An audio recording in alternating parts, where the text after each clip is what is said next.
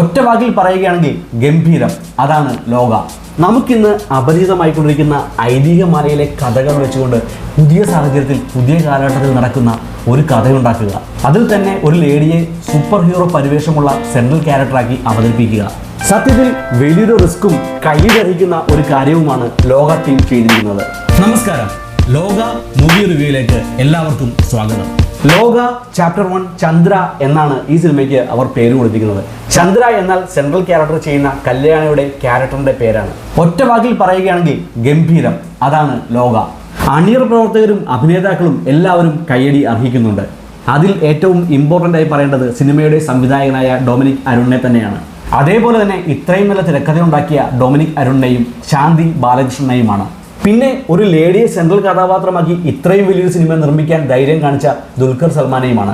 പടത്തിന്റെ കഥയെപ്പറ്റി പറയുകയാണെങ്കിൽ എന്തുകൊണ്ടും പാൻ ഇന്ത്യൻ ലെവലിൽ ശ്രദ്ധിക്കപ്പെടാൻ പറ്റുന്ന രീതിയിലുള്ള എല്ലാ ചേരുവകളും ചേർത്തുകൊണ്ടുള്ള ഒരു പെർഫെക്റ്റ് സ്റ്റോറി. ഇനി ടെക്നിക്കൽ വശങ്ങളെപ്പറ്റി പറയുകയാണെങ്കിൽ camera, action, VFX, background music എല്ലാം അത്യുഗ്രൻ. ഒരു മലയാള സിനിമയാണ് എന്ന് നമുക്ക് സങ്കല്പിക്കാനേ പറ്റില്ല. ഒരു കൊറിയൻ സിനിമ കാണുന്ന ഒരു ഫീലാണ് നമുക്ക് കിട്ടുന്നത്. അതേപോലെ പടത്തിലെ സ്റ്റണ്ട് സീനുകൾ എന്ന് പറഞ്ഞാൽ ഒരു രക്ഷയുമില്ല. കിഡിലൻ സ്റ്റണ്ട് സീൻ എന്ന് പറഞ്ഞാൽ കിഡിലൻ. ലേഡീസിനെല്ലാം വെച്ച് ഈ രീതിയിൽ പെർഫെക്റ്റ് ആയിട്ട് സ്റ്റണ്ട് ചെയ്യിപ്പിക്കുക, അതും നമുക്ക് വിശ്വസിക്കാൻ പറ്റുന്ന രീതിയിൽ സ്റ്റണ്ട് ചെയ്യിപ്പിക്കുക എന്നൊക്കെ പറയുന്നത് വേറെ ലെവൽ തന്നെയാണ്. കഥയിലെ സസ്പെൻസുകൾ ഓരോന്നായിട്ട് റിവീൽ ചെയ്യുന്ന സാഹചര്യങ്ങൾ കാണുന്ന പ്രേക്ഷകന് വല്ലാത്തൊരു ആകാംക്ഷ ഉണ്ടാക്കുന്ന രീതിയിലാണ് ഇവരിത് സ്ട്രക്ചർ ചെയ്ത് വെച്ചിരിക്കുന്നത്. പിന്നെ ക്യാമിയോ അപ്പിയറൻസ് ആയിട്ട് ഓരോ കഥാപാത്രങ്ങളെ കാണിക്കുമ്പോൾ നമ്മൾ വല്ലാണ്ട് അങ്ങ് എക്സൈറ്റഡ് ആയി പോകും. ഇവരൊക്കെ ഈ പടത്തിലുണ്ടോ എന്നുള്ളൊരു എക്സൈറ്റ്മെന്റ് നമുക്കുണ്ടാവും. അങ്ങനെ എല്ലാ മേഖലയിലും പടം അതിൻ്റെ ക്വാളിറ്റി വളരെ ഭംഗിയായിട്ട് കീപ്പ് ചെയ്തിട്ടുണ്ട്. ഇനി എല്ലാത്തിനും ഉപരിയായി ഈ പടത്തിനായി അവർ ചൂസ് ചെയ്ത തീമാണ് ഇതിലെ ഏറ്റവും ഇമ്പോർട്ടൻ്റ്. കാരണം കേരളത്തിൽ നമുക്ക് എല്ലാവർക്കും കേട്ടുപരിചയമുള്ള, നമുക്ക് എല്ലാവർക്കും അറിയാവുന്ന മിത്തുകൾ ഉപയോഗിച്ചാണ് ഇവർ ഈ കഥ ഉണ്ടാക്കിയെടുത്തിരിക്കുന്നത്. ആ മിത്തുകളിൽ പലതും കേരളത്തിലെ എല്ലാ മനുഷ്യരുടെയും ഞരമ്പുകളിൽ ഓടുന്ന കഥകളാണ്. സത്യത്തിൽ പാൻ ഇന്ത്യൻ ലെവലിൽ ശ്രദ്ധിക്കപ്പെടുന്നതോടുകൂടി ഈ സിനിമ മാത്രമല്ല, കേരളത്തിലെ പഴയ മിത്തുകളും കേരളത്തിലെ പല പ്രദേശങ്ങളും പല പ്രദേശത്തിൻ്റെയും കഥകളും കൂടി ഇന്ത്യ മുഴുവൻ വ്യാപിക്കുകയാണ്. ഇനി ഈ പടം പേഴ്സണലായി എന്നെ എങ്ങനെയൊക്കെ ഇൻഫ്ലുവൻസ് ചെയ്തു എന്ന് പറയുകയാണെങ്കിൽ ഞാൻ ഈ പടം 2 തവണ കണ്ടിട്ടുണ്ട്. ഒന്ന് മലയാളത്തിലും ഒന്ന് തമിഴിലുമാണ് ഞാൻ കണ്ടത്. മലയാളത്തിൽ കണ്ടപ്പോൾ വല്ലാതെ എനിക്ക് എക്സൈറ്റ്മെന്റ് ഉണ്ട്. കാരണം വെച്ചാൽ എനിക്ക് ഓൾറെഡി വളരെ താല്പര്യമുണ്ട് കേരളത്തിലെ മിത്തുകളെ പറ്റിയും ദൈവങ്ങളെ പറ്റിയും അവരുടെ കഥകളെ പറ്റിയൊക്കെ എനിക്ക് വളരെ താല്പര്യമുള്ള ഒരാളാണ്. ഞാൻ ഇതിനു മുമ്പ് ചെയ്ത വീഡിയോസിലെല്ലാം അത് ഞാൻ പ്രത്യേകം പറഞ്ഞിട്ടുമുണ്ട്. അങ്ങനെയുള്ള എനിക്ക് ഈ ഓരോരോ കാര്യങ്ങൾ ഈ പടത്തിൽ റിവീൽ ചെയ്ത് വരുമ്പോൾ വല്ലാത്തൊരു എക്സൈറ്റ്മെന്റ് ആണ് എനിക്കുണ്ടായത്. അതേപോലെ തന്നെ ഞാൻ മുൻപ് കണ്ട പല സിനിമകളും ചില കഥകളും ചില സീരീസുകളുമായൊക്കെ ഇതിന് ചില സാമ്യങ്ങളും എനിക്ക് ഫീൽ ചെയ്തിട്ടുണ്ട്.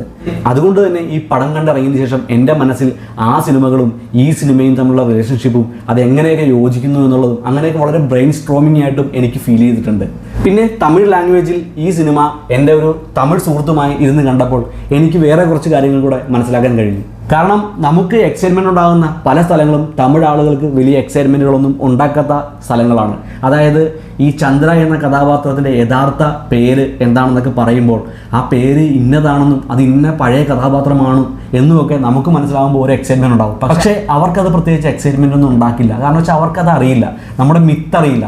നമ്മുടെ മിത്ത് നമുക്കറിയാം എന്നുള്ളത് കൊണ്ടാണ് നമുക്കിത് വല്ലാത്തൊരു എക്സൈറ്റ്മെൻറ്റ് ഉണ്ടാക്കുന്നത്. അതേപോലെ തന്നെ സണ്ണി വെയിൻ്റെ കഥാപാത്രമൊക്കെ വരുമ്പോൾ ഈ കഥാപാത്രത്തെ നമ്മൾ കാണുമ്പോൾ നമുക്ക് ഭയങ്കര എക്സൈറ്റ്മെൻറ്റ് ഫീൽ ചെയ്യും. പക്ഷേ തമിഴ് ആളുകൾക്ക് അത്ര എക്സൈറ്റ്മെൻ്റ് ഒന്നും ഫീൽ ചെയ്യില്ല. എന്നാലും പടത്തിൻ്റെ ഒരു ക്വാളിറ്റിയും കഥയുടെ ആ ഒരു സസ്പെൻസ് നിലനിർത്തുന്നതെല്ലാം അവർക്കും എക്സൈറ്റ്മെൻറ്റ് ഉണ്ടാക്കിയിട്ടുണ്ട്. അവരും പടം വളരെ നന്നായിട്ട് ആസ്വദിച്ചിട്ടുമുണ്ട്.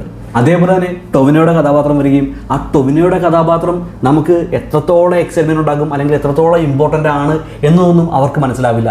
ഈ കഥാപാത്രം ഇന്ന ഒരാളാണ് എന്ന് പറയുമ്പോൾ നമുക്കൊരു എക്സൈറ്റ്മെൻറ്റ് ഉണ്ടാകും. പക്ഷേ തമിഴ് ആളുകൾക്ക് അങ്ങനെ ഒരു എക്സൈറ്റ്മെൻറ്റ് ഉണ്ടാവില്ല. കാരണം ആ കഥാപാത്രം അല്ലെങ്കിൽ ആ ഒരു ആളെ പറ്റിയിട്ട് അവർ കേട്ടിട്ട് പോലുമില്ല, അവർക്ക് അറിയ പോലുമില്ല. നമുക്കാണെങ്കിലോ അത് ഭയങ്കര വലിയൊരു എക്സൈറ്റ്മെൻ്റ് ആയിരിക്കും. കാരണം നമ്മുടെ എല്ലാ കാര്യത്തിലും വളരെ നിറഞ്ഞു നിൽക്കുന്ന ഒരു കഥാപാത്രമാണ് ടോവിനോയുടെ കഥാപാത്രം, അല്ലെങ്കിൽ കഥാപാത്രത്തിൻ്റെ യഥാർത്ഥ സ്റ്റോറി എന്ന് പറയുന്നത്. എന്നിരുന്നാലും തമിഴ് ആളുകൾ പടം വളരെ നന്നായിട്ട് എൻജോയ് ചെയ്തിട്ടുണ്ട്. അതിൻ്റെ ഫൈറ്റ് സീൻസ് എല്ലാവർക്കും വളരെയധികം ഇഷ്ടപ്പെട്ടിട്ടുണ്ട്. പിന്നെ അതിലെ മെയിൻ വില്ലനായ ആക്ടർ സാൻഡി എന്ന ആ ആക്ടർ ഇവർക്ക് വളരെ ഇഷ്ടപ്പെട്ടതും വളരെ എക്സൈറ്റഡ് ആയിട്ടുള്ള ഒരു ആക്ടറാണ്. അദ്ദേഹത്തിൻ്റെ പെർഫോമൻസ് കാണാൻ കഴിഞ്ഞതും അവർക്ക് വളരെ എക്സൈറ്റഡ് ആയിട്ട് തന്നെ ഫീൽ ചെയ്തിട്ടുണ്ട്. അങ്ങനെ എൻ്റെ കൂടെ പടം കാണാൻ വന്ന തമിഴ് ഫ്രണ്ട് വളരെയധികം എക്സൈറ്റഡ് ആയിട്ടും വളരെ ഹാപ്പി ആയിട്ടാണ് പടം കണ്ടതും പടം കണ്ടതിന് ശേഷവും അവർ നല്ലൊരു റിവ്യൂ ആണ് എന്നോട് പറയുകയും ചെയ്തത്. അതേപോലെ ഈ പടവുമായിട്ട് എനിക്ക് റിലേറ്റഡ് ആയിട്ടുള്ള മറ്റ് ചില സിനിമകൾ എന്നെനിക്ക് തോന്നിയത്, ഒന്ന് ഇപ്പോൾ റീസെൻ്റ് ആയിട്ട് ഇറങ്ങിയ സിന്നേഴ്സ് എന്ന് പറയുന്ന സിനിമ. സിന്നേഴ്സ് എന്ന് പറഞ്ഞ പടത്തിൽ ക്ലൈമാക്സ് കഴിയുമ്പോൾ പോസ്റ്റ് ക്രെഡിറ്റ് സീൻസിൽ കാണിക്കുന്ന ആ കാഴ്ചകളൊക്കെ ഈ പടവുമായിട്ട് വളരെ റിലേറ്റഡ് ആയിട്ട് മോഡേൺ കാലഘട്ടത്തിൽ നടക്കുന്നതായിട്ട് കാണിക്കുന്നുണ്ട്. അതെനിക്ക് വളരെയധികം ഈ പടമായിട്ട് റിലേറ്റഡ് ആയിട്ട് തോന്നിയിട്ടുണ്ട്. പിന്നെ ഒരു കൊറിയൻ സീരീസായ ഗോബ്ലിൻ എന്ന് പറയുന്ന ഒരു കൊറിയൻ സീരീസ് ഉണ്ട്. അതും ഈ പടമായിട്ട് എനിക്ക് വളരെയധികം റിലേറ്റഡ് ആയിട്ട് എനിക്ക് ഫീൽ ചെയ്തിട്ടുണ്ട്. കല്യാണിയുടെയും വില്ലൻ്റെയും കഥാപാത്രത്തിൻ്റെ ആ ഒരു കമ്മ്യൂണിറ്റിയുടെ സ്റ്റോറിയാണ് സിന്നേഴ്സ് എന്ന് പറയുന്ന ഒരു കഥ ഡീൽ ചെയ്യുന്നത്.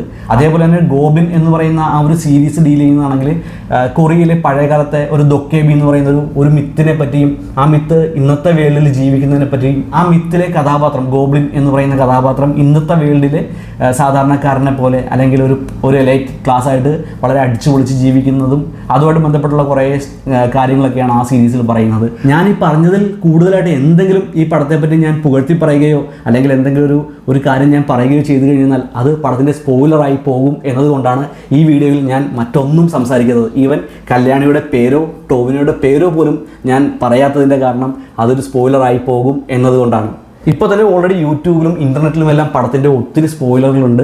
പടം കാണാത്ത ആളുകളാണെന്നുണ്ടെങ്കിൽ ആ സ്പോയിലർ ഒന്നും കാണാതെ ഫ്രഷ് ആയിട്ട് പോയി പടം കാണുന്നതാണ് നല്ലത്. കാരണം പടം ഏറ്റവും നന്നായിട്ട് ആസ്വദിക്കാൻ പറ്റുന്നത് അതിൻ്റെ സ്പോയിലറുകളൊന്നും അറിയാതെ ഓരോന്നോരോന്നായിട്ട് വരുമ്പോൾ ഓരോന്നോരോന്നായിട്ട് കാണുമ്പോഴാണ് പടം നമുക്ക് ഏറ്റവും നന്നായിട്ട് ആസ്വദിക്കാൻ കഴിയുന്നത്. വിക്കിപീഡിയയിൽ പടത്തിൻ്റെ കഥ പ്ലോട്ട് മുഴുവൻ അതേപോലെ എഴുതി വെച്ചിരിക്കുകയാണ്. അവസാനത്തെ ക്രെഡിറ്റ് സീൻ വരെ വിക്കിപീഡിയയിൽ എഴുതി വെച്ചിട്ടുണ്ട്.